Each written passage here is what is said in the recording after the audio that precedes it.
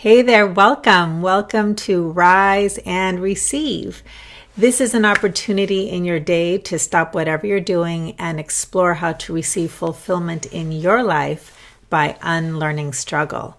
So we have just started a brand new series as we start to wrap up 2021 or begin to see 2021 coming to a close and inviting fresh new possibilities for 2022. And the way that I'm engaging in that kind of closure and reset is to be offering this mini training series that's going to be spanning the next many weeks, actually, on different areas of life where you may want to surpass your limits. So this week we're focusing on fulfilling relationships, 3 keys to surpass your limits. And on Monday I addressed the first key, and today we're going to be addressing the second key.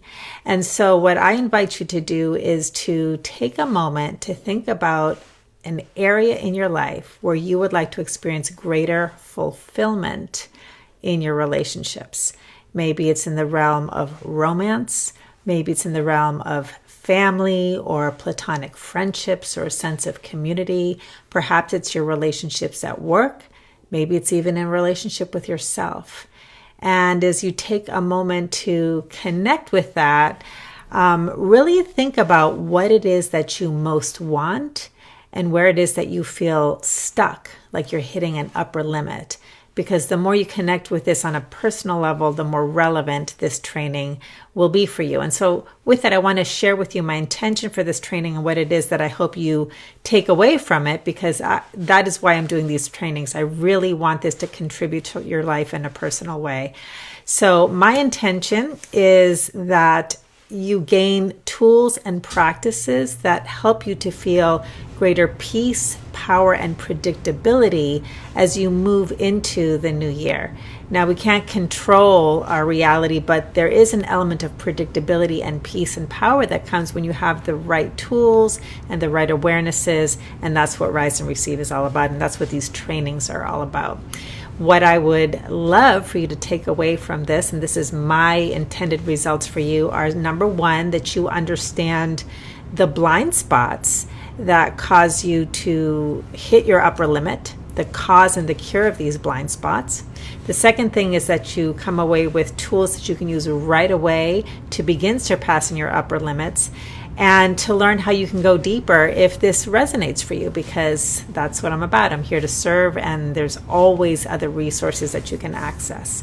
So that's my wish for you. And if you don't know me, my name is Sonia Miller. I'm a speaker, coach, and best-selling author, and I mentor hardworking, ambitious, goal-oriented people to surpass their limits with ease and speed.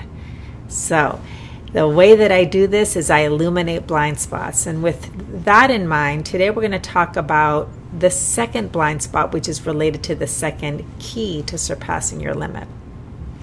On Monday, I talked about the doing blind spot, and I illuminated the pain point around feeling stuck, when you simply feel stuck around having what you want.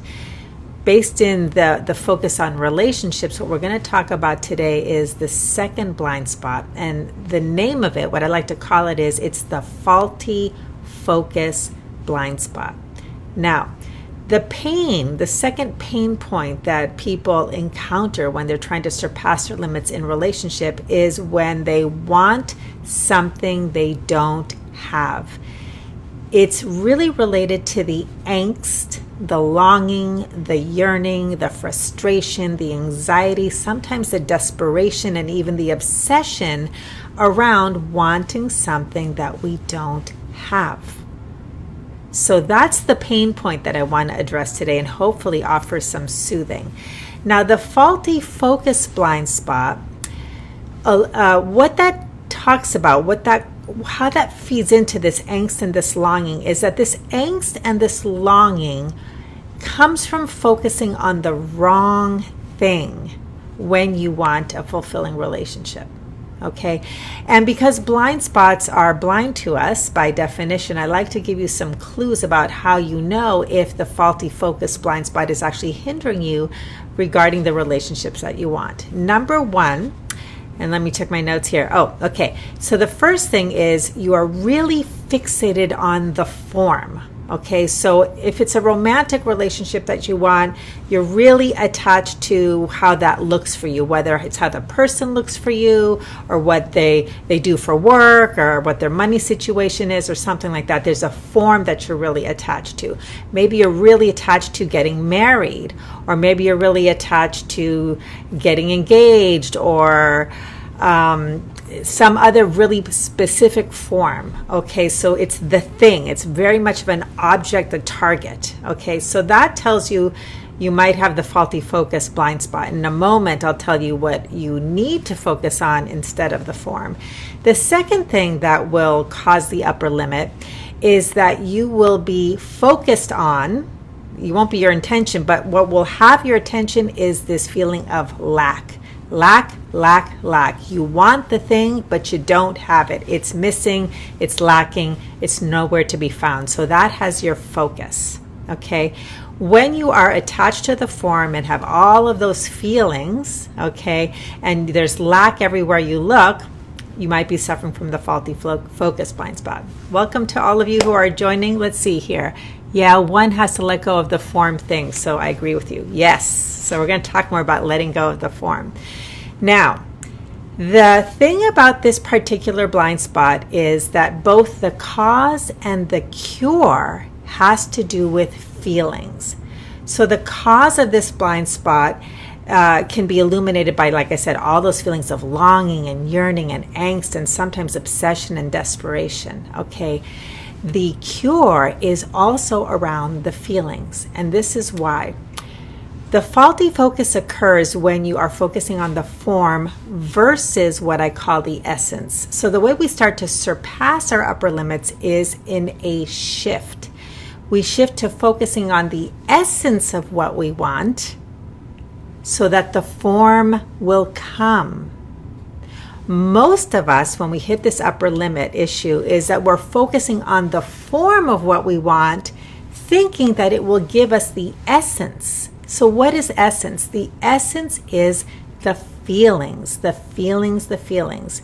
In other words, for every goal that you have, that you've ever had, and will ever have in your life, there's only one reason. You want the feeling you think that thing will give you. Every goal we have is because we're chasing a feeling that we think we cannot have or connect with any other way. And that's part of the difference between the doing model of power and the being model of power, which I talked about in training number 1. So when you shift and you start to focus on the essence first, feelings first, then the form can come. Now, why is this? This goes back to our overarching theme for this entire mini training series: relationships, power, confidence, work, money, all of that. And here's the theme: your consciousness creates your reality. So let's see, how do we begin to manifest a fulfilling relationship? We're going to talk a little bit more about that. Okay, so we're going to talk about this shift from form to essence first and then form. All right, let me first give you some examples. All right, just so this really sinks in. We get attached to the form. So let's say you want a house. Okay, a house is the thing, but the feeling you want is the sense of home, the feeling of belonging, safety, security. I really like the example around food. Okay, you may want food, that's the thing. But if you don't have the experience or the feeling of the taste and the texture and the smell, which sadly to say, now people are having some experiences, that kind of current events with COVID where you lose your sense of taste and smell. I've actually heard of people who, for that happens for an extended period of time. Food is no fun anymore. Okay, food is just, it's like cardboard. It's terrible. That's the essence of the thing that you want. And when it comes to money, this happens all the time. I always like to give people the opportunity to consider this. Let's say I waved a magic wand and I said, poof, you have $1 million in the bank. You have the thing, that form that you want, but you cannot spend it. You cannot circulate it. You can't do anything with it. You have the form, but the essence, the feeling that you think that form will give you, you don't get to have that. You don't get to feel the freedom, the generosity, the safety, the security, the carefree, worry-free, all of those feelings that you think that form will give you. That's what we're talking about. That's the faulty focus. All right, so now let's talk about relationships and let's get into concrete examples. Think about what you want in a relationship. What's the form? Okay, so I made a list here of a couple things. Let's say the form is romance, a romantic partnership, a primary relationship.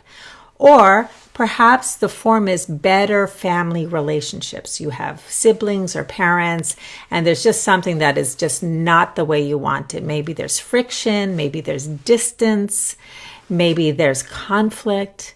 All right, so think about the form that you would like to have be different. Maybe it's work. Maybe you work in a really stressful environment where you feel unappreciated, where you feel like you're not getting paid enough, you're not valued.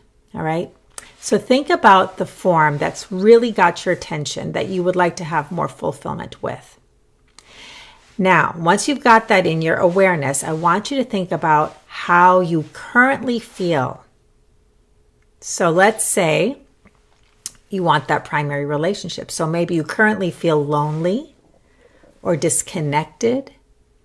Or let's see, maybe you want a relationship, but the feelings that come up for you are that you don't feel safe, that you're actually fearful.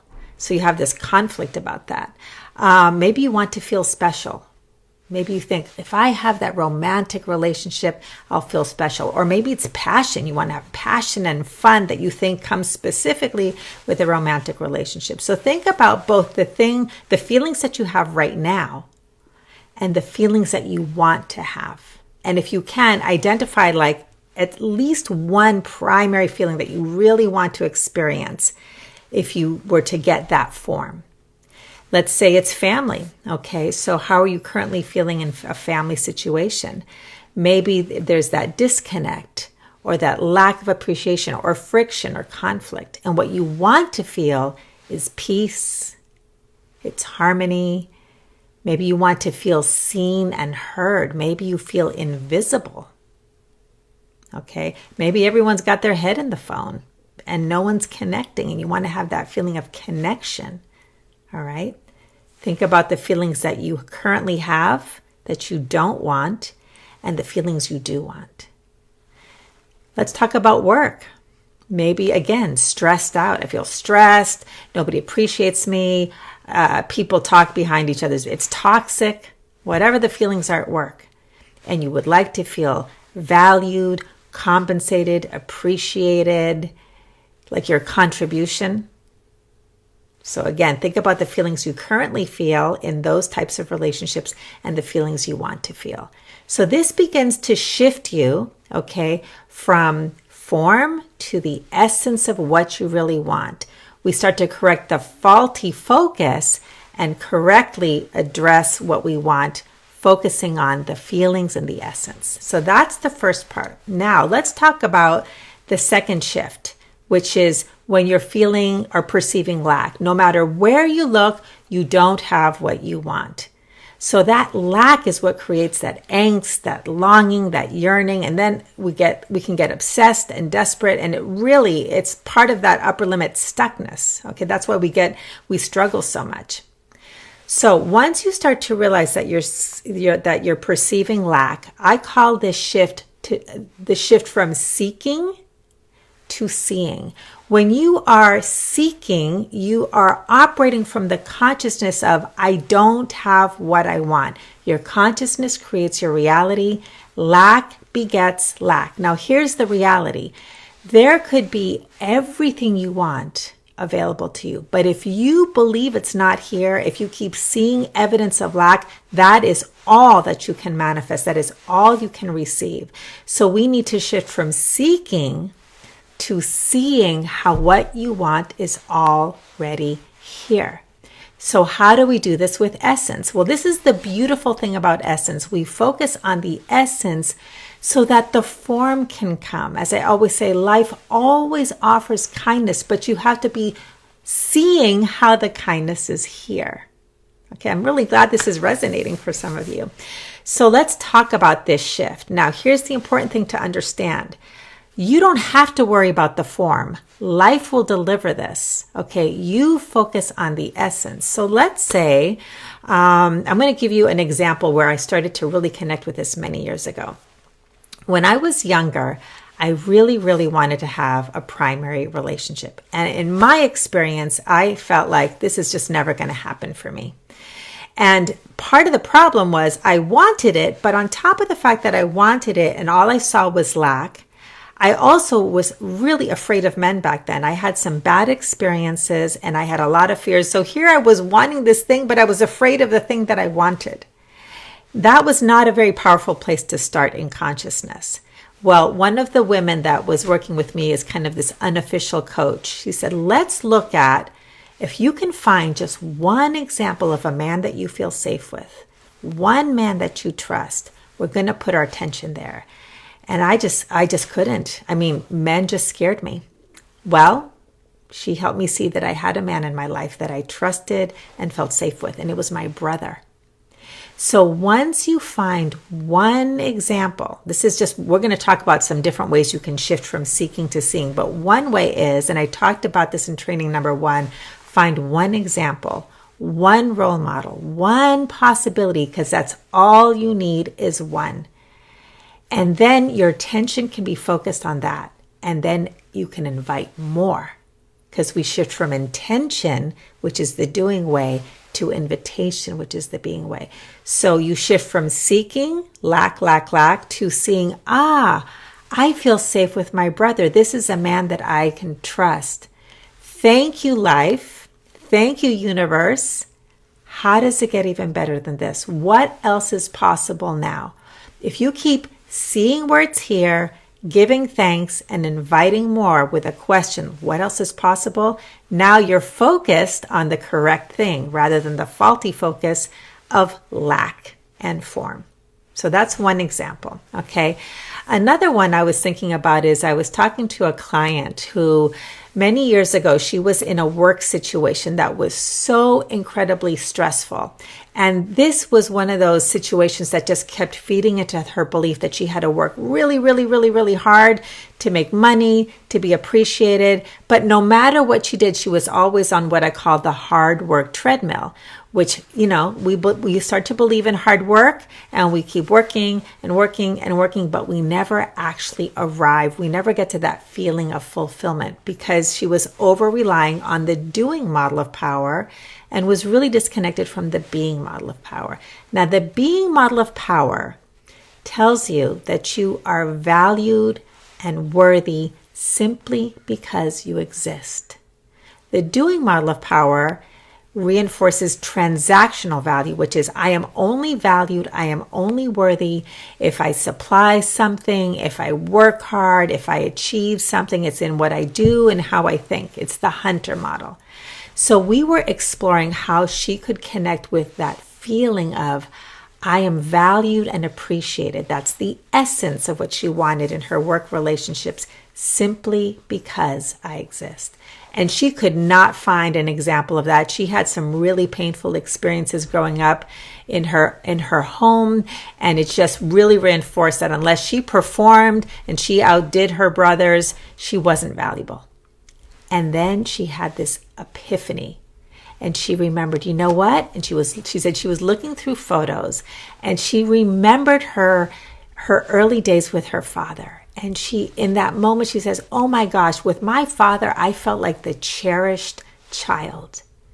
And once she had that experience of like, I actually do feel and know right here, right now, the feeling of the cherished child, giving thanks for that. How does it get even better than this? And she realized she could amplify that because that's exactly how she related to her child, her own child, and that she could actually relate to herself that way. She shifted from seeking to seeing how it was already in her life. Another example is, let's say you want connection in any romance, friendships, family, work. You just want that feeling of relaxation and peace and connection.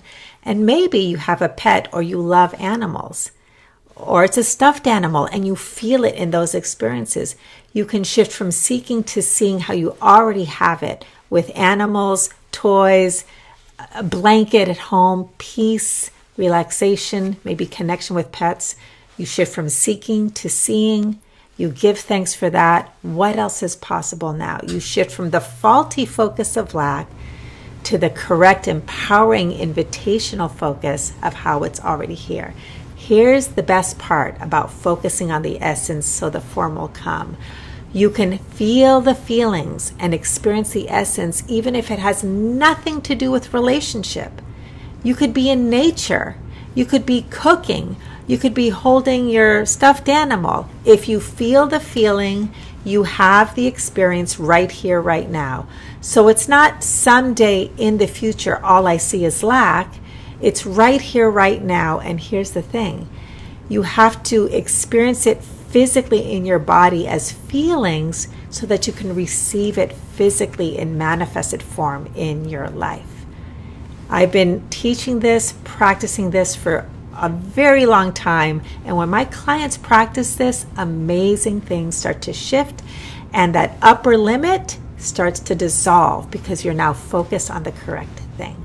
So we have gone over the blind spot of wanting something you don't have, the shift from seeking to seeing and focusing on essence versus form. And we've had a couple examples that you can experiment with.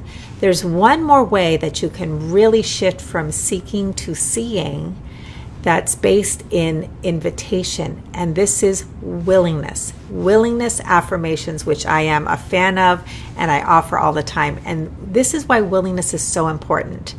Because if you can't find evidence of how it's already in your life, you can always be willing. And when you focus on what you want to feel with willingness, your focus is directed correctly, and that invites more. So I pulled a bunch of cards that might inspire you in case you're having trouble finding something to focus on that already exists in your life. And all you can do is willingness. Well, willingness is super powerful, super powerful. So this comes from my Receive Oracle card deck that you can get on Amazon.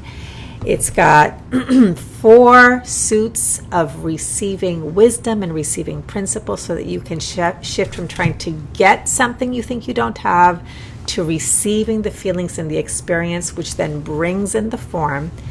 And here's a couple cards with some willingness mantras that you can take off into your life in your day.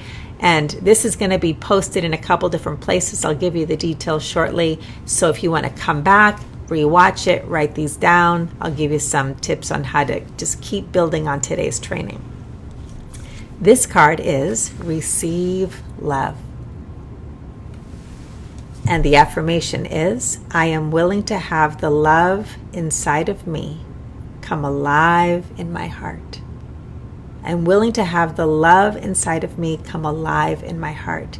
Do you see how when you put your attention in this way on love, there's no lack and there's no form to distract you? The love that exists inside of you. A willingness invites it. Here's one. If you struggle with feelings of loneliness, okay, this card is Soothe Your Loneliness. Here's another beautiful, powerful mantra. I am willing to feel loving connection in ways better than I ever imagined. So let's say that's the feeling you want, connection. Just put your attention on that through this willingness affirmation. I am willing to feel loving connection in ways better than I ever imagined. This is very, very powerful, this next one. This one's called Receive Your Value. So let's say you want to feel valued or appreciated. Let's say you're in a family relationship where you feel like you don't get your needs met in some way or your wants. Well, it begins with acknowledging and legitimizing and valuing our own needs and wants first. So here's an affirmation. I am willing to believe that my needs and wants are good and valuable. I have a whole bunch more that I pulled today. Receive safety, soothe your sense of lack. Let's do that one. So you're perceiving lack, and it's hard to collect evidence for how it's already here. I am willing to see and feel all of the ways that I am loved and cared for. So every time you're perceiving lack, every time you're stuck in a feeling that's not what you want, and those feelings of angst and yearning are really bubbling up for you, you want to stop, notice, breathe, bring your attention into your body, your feeling body, as a way of letting it all be here. And then say your affirmations. This will shift your attention with gentleness, with the power of invitation, and your consciousness creates your reality. So I hope this was helpful. If it was, please like and share. It helps me reach the people that I'm here to serve. If you're on YouTube, you can click the red subscribe button. I'll let you know each time I release a video. And I'd love to give you a couple next steps if you want to go deeper with this or just keep building on this momentum.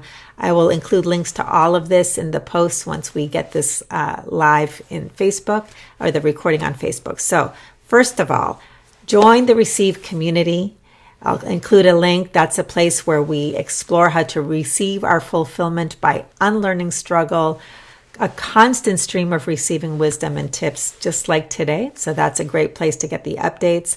Also, these mini training series, this series will be going on for many weeks. So I will post all of the reminders and the updates and let you know which ones are coming online when.